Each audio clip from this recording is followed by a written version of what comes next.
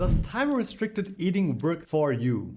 The decision test. Most people think time-restricted eating is a fat loss hack. Eat in a smaller window, lose more fat.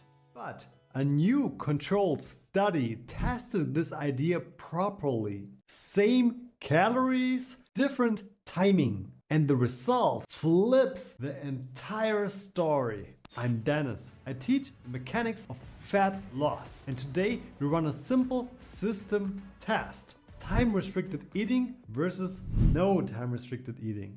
And by the end, you know exactly if this system works for you or if it's just a schedule. The controlled test. If TRE really works, it should work without changing calories. In this study, people ate the same food, same calories, same activity. The only variable when they ate. Early window or late window.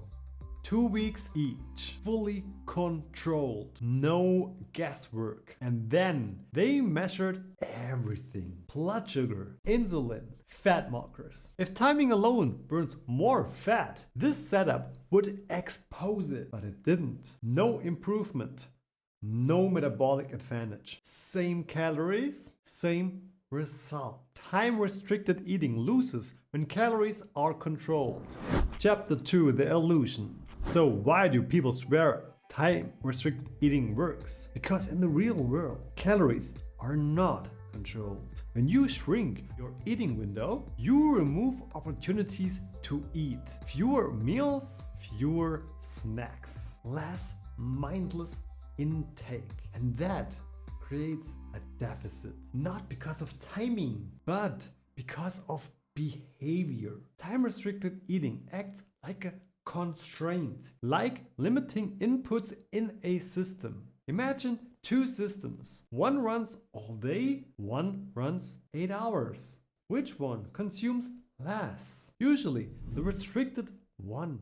But the mechanism is not magic, it's limitation. That's the key mistake. People confuse the tool with the outcome. Time-restricted eating doesn't burn fat. It helps some people eat less.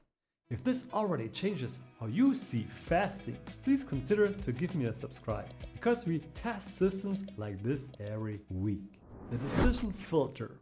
Chapter 3. So, should you use time-restricted eating? Well, don't guess. Test it like a system. One variable matters. Does it lower your calories? If your eating window removes snacks, reduces portions, and simplifies your day, time-restricted eating works for you. But if you compensate, bigger meals, late cravings, reward eating, time-restricted eating fails for you. Same system, different outcome. Because the driver is not timing, it's intake. Calories decide. Keep time-restricted eating only if it creates a deficit.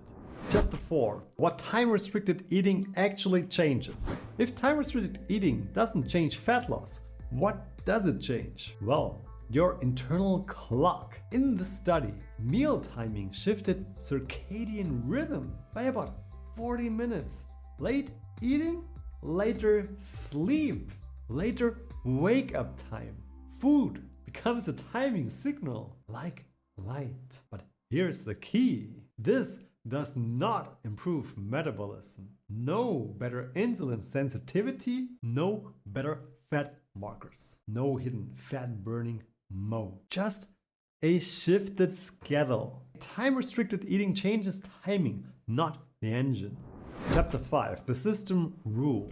Most people look for the best diet, but your body doesn't respond to diets. It responds to inputs, calories, activity, consistency. Timing is secondary. Time-restricted eating is just a tool, a constraint, useful for some, irrelevant for others. So here's your rule. If time-restricted eating lowers your calories, keep it. If it doesn't, drop it. No belief, No guessing, just system feedback. A clock doesn't burn fat, a deficit does. If you would like to know what time-restricted eating method is best, please check this video out right here.